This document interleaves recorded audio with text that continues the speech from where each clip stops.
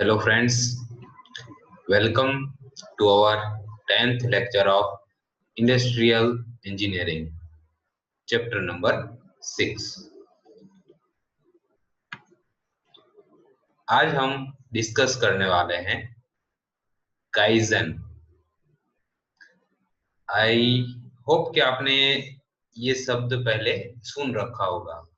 अगर आपके लिए नया है तो आज हम सीखेंगे कि काइजन क्या होता है। काइजन वो एक टेक्निक है जिसके अंदर स्मॉल चेंजेस हमेशा होते रहते हैं। तो ये जो शब्द है वो शब्द आया है जापान से। जापानीज वर्ड है काई एंड ज़ेन, जिसके अंदर काई का मतलब होता है चेंज एंड ज़ेन का मतलब होता है गुड। तो काइजन का मतलब हो गया गुड चेंज, जिसको हम इंडस्ट्रियल इंजीनियरिंग के अंदर कंटिन्यूअस इंप्रूवमेंट भी कह सकते हैं। तो काइजन एक प्रोसेस है जिसके अंदर कंटिन्यूअस इंप्रूवमेंट लाते हुए हम अपने प्रोडक्ट को बहुत बेहतर बना सकते हैं। ठीक है। धीमा पण मक्कम सुधाराओ उत्पादनના ક્ષેત્રમાં સતત કરવાને જાપાનીઝ ભાષામાં કાઇઝન કહે છે। આ કાઇઝન પદ્ધતિમાં કારીગરથી માંડીને મેનેજર સહિત સૌને જોડીને સુધારાઓ કરાતા હોવાથી આ પદ્ધતિ વ્યાપક અને અસરકારક બની છે। કાઇઝન પદ્ધતિના મહત્વના મુદ્દાઓ નીચે મુજબ છે। ફર્સ્ટ है સતત મક્કમ અને ધીમો સુધારો કરવો। કાઇઝન ધड़ मूड़થી सुधारो नहीं। तो ये जो काइजन की जो टेक्निक है उसके अंदर कंटिन्यूअस इंप्लीमेंट होता रहता है और धीरे धीरे इंप्लीमेंट होता रहता है। ऐसा नहीं है कि एक साथ पूरी प्रोसेस को चेंज कर दिया, मतलब जड़ मूड से ये चेंज नहीं हो रहा है, ये चेंज छोटे छोटे प्रोसेस पे हो रहा है। दूसरा पॉइंट है काइजन उद्योगनी स्थावर संपत्ति करता कर्मचारियों ऊपर कर्मचारियों ने उत्तम संपत्ति माने छे। तो काइजन के अंदर जो उसके वर्कर हैं, जो उसके पीपल्स हैं, कंपनी के अंदर काम करते हैं जो जो लोग हैं, उनको वो अपनी संपत्ति मानते हैं कि अगर इसको हम अच्छे से रखेंगे, उनके अंदर चेंजेस लाएंगे तो ऑटोमेटिकली जो हमारे प्रोडक्ट है वो अच्छे मिलेंगे।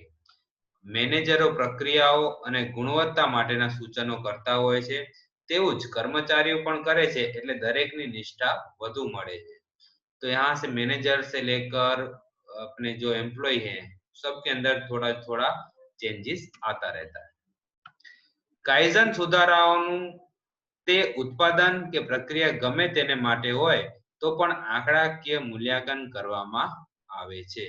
तो ये कोई सी भी प्रोसेस हो, लेकिन काइजन के अंदर जो इम्प्रूवमेंट किया है उसकी आंकड़ाकीय मूल्यांकन किया जाता है। फोर्थ नंबर का पॉइंट है धड़ मूड़ सुधारो करवानो उद्देश्य न होवाथी काइजन सुधाराओ करवामां वधु खर्च थतो नथी। इसके अंदर कंप्लीटली प्रोसेस चेंज नहीं करना होता है, इसलिए इसके अंदर खर्चा भी बहुत कम आता है। अब हम पढ़ेंगे काइजन ना हेतुओं, ऑब्जेक्टिव ऑफ काइजन। काइजन के ऑब्जेक्टिव क्या क्या है? तो फर्स्ट ऑब्जेक्टिव है काइजन का प्रक्रिया અને પદ્ધતિમાં થતા બગાડ અને રિજેક્શન ઘટાડવા। आप कोई भी प्रोसेस कर रहे हो या कोई पद्धति यूज कर रहे हो, उसके अंदर जो वेस्ट हो रहा है उसको कम करना, और जो रिजेक्ट हो रहा है पार्ट, ये तो ये रिजेक्ट ही होगा, पार्ट आपने बनाया है उसको कम करना। सेकंड पॉइंट है प्रोडक्ट की गुणवत्ता में मक्कम અને ધીમો સુધારો કરવો। आपकी जो प्रोडक्ट की क्वालिटी है उसके अंदर एकदम फिक्स और धीरे धीरे इंप्लीमेंट करना। प्रोडक्ट नु उत्पादन खर्च घटाड़ो। अगर आपका प्रोडक्ट है उसकी जो कॉस्ट है उसको धीरे धीरे कम करना।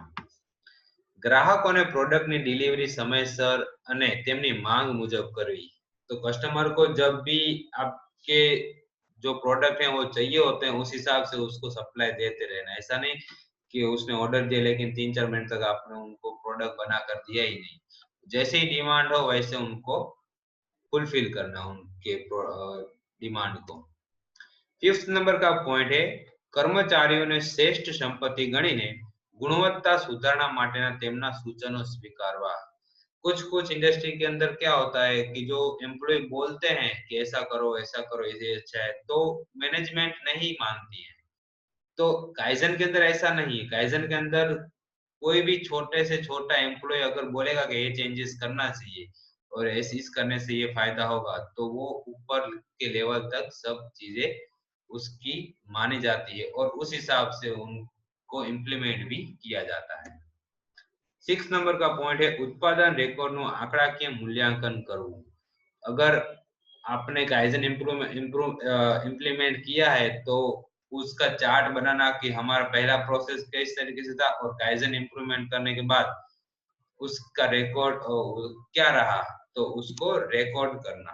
ठीक है, और उसकी जो चार्ट वगैरह बना के उनका मूल्यांकन करना। 7वें नंबर का जो पॉइंट है फक्त वातो के उत्साह बतावाने बदले सचोट प्रयत्नों करवा। ऐसे बड़ी बड़ी बातें नहीं करने का, उसको इम्प्लीमेंट भी करने का, ये उसका मेन ऑब्जेक्टिव है। ठीक है, तो यहाँ पर काइजेन टॉपिक कंप्लीट होता है और हमारा दूसरा जो टॉपिक है वो है री इंजीनियरिंग। जैसे री इंजीनियरिंग नाम से हमको पता चल जाता है कि जो चीज है उसको कंप्लीटली बदल के उसको नए से इंजीनियरिंग करके उसको बाजार में पेश करना। तो दरेक उद्योगो उत्पादनની પ્રવૃત્તિઓનો આજે ફેર વિચાર કરવા લાગ્યા છે। मतलब चेंज करने लग गए हैं। पहले इस तरीके से बनाते थे, अब इस तरीके से बना रहे हैं।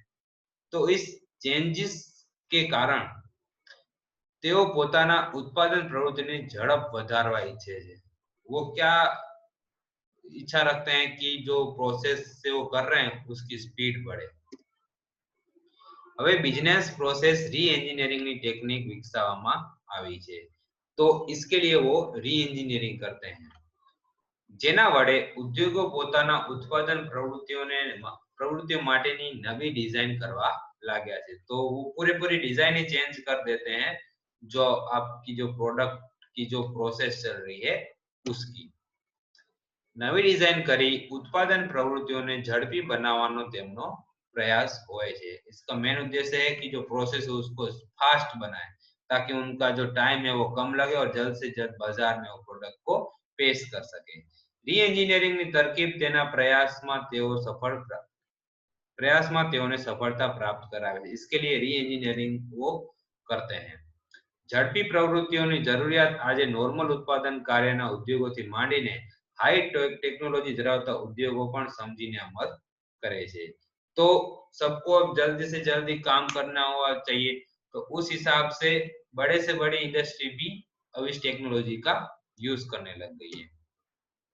तो ये है री इंजीनियरिंग का प्रोसेस जिसके अंदर डेवलप्ड विजन एंड ऑब्जेक्टिव, पहले आपको डेवलप करना पड़ेगा विजन और ऑब्जेक्टिव्स क्या है। फिर उसके बाद आता है अंडरस्टैंडिंग एग्जिस्टिंग प्रोसेस, अभी जो आप क्या प्रोसेस कर रहे हो। उसके बाद आता है आइडेंटिफाई प्रोसेस फॉर री इंजीनियरिंग, तो पुराने प्रोसेस को चेंज करके हम दूसरी प्रोसेस क्या कर सकते हैं उसको आइडेंटिफाई करना होता है। फोर्थ नंबर में आता है आइडेंटिफाई चेंजेस लीवर्स, तो कहाँ पे चेंज करना पड़ेगा उसको आइडेंटिफाई करना। फिर आता है 5वें नंबर का point implement the new process, फिर न्यू प्रोसेस को इम्प्लीमेंट करना होता है। 6 नंबर का पॉइंट होता है मेक न्यू प्रोसेस ऑपरेशनल, फिर वो उसको काम पे चालू करना होता है कि प्रोडक्ट तैयार होने लग गया। फिर 7वें नंबर का प्रोसेस है इवोल्यूट द प्रोसेस, प्रोसेस को इवेल्युएशन करना। और 8 नंबर का प्रोसेस है ऑन गोइंग कंटिन्यूअस इम्प्रूवमेंट, फिर भी आपको थोड़ा थोड़ा करेक्शन करके चेंजेस करके इम्प्रूवमेंट करना रहता है। ये पूरा जो सर्कल हो गया वो डिफाइन करता है री इंजीनियरिंग की प्रोसेस को। तो री इंजीनियरिंग की डेफिनेशन हम किस तरीके से कह सकते हैं તો દરેક ધંધાકીય પ્રવૃત્તિમાં મૂળભૂત ફેર વિચારણા કરીને પ્રોડક્ટની ડિઝાઇનમાં સંપૂર્ણ અને મૂળભૂત ફેરફારવાળી ફેર ડિઝાઇન કરવાની તરકીબને રીએન્જિનિયરિંગ કહે છે. ઠીક હે? તો રીએન્જિનિયરિંગની તરકીબ ધંધાકીય પ્રવૃત્તિના તમામ પાસાઓ જેવા કે પ્રોસેસ મતલબ ઉત્પાદન પ્રક્રિયા, કારીગરનું કાર્ય, સંચાલન પદ્ધતિ, જૂની માન્યતાઓ, पद्धति અને ऑर्गेनाइजेशन स्ट्रक्चर वगैरह में फेरफार કરવામાં આવે છે. रीइंजीनियरिंग के अंदर ये सब कुछ बदल दिया जाता है कि आपकी प्रोसेस है, कारीगर का काम करने का तरीका है, फिर पुरानी जो सारी मान्यताओं है सबको चेंज करके नया ही इम्प्लीमेंट करते हैं. खुला मन थी फेरफारों करवा ये रीइंजीनियरिंग નું मुख्य टूल છે. रीइंजीनियरिंग का मतलब है कंप्लीटली खुले मन से सोचकर उसके अंदर चेंजेस कर देना. आती रीइंजीनियरिंग एक सृजनात्मक प्रवृत्ति है. तो ये रीइंजीनियरिंग है वो एक टाइप की क्रिएटिविटी है. તેમ છતાં તેના પરિણામો અને આઉટપુટ કેવું અને કેટલું મળશે એ અનિશ્ચિત હોય છે.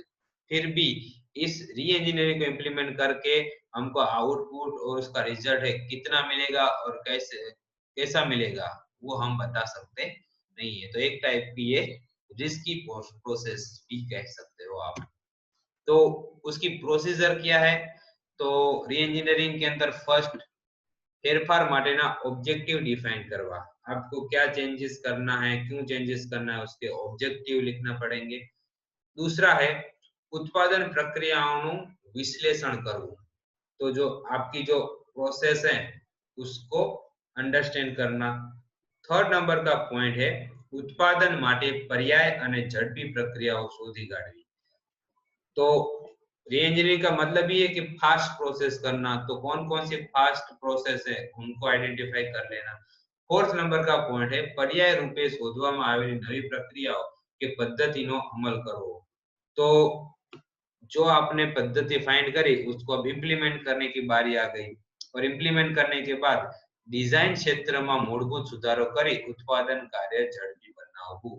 अगर आपको कोई भी चेंजेस करना है डिजाइन के अंदर तो वो चेंजेस करके जो पूरी प्रोसेस है उसको स्पीड में आगे काम बढ़ाना.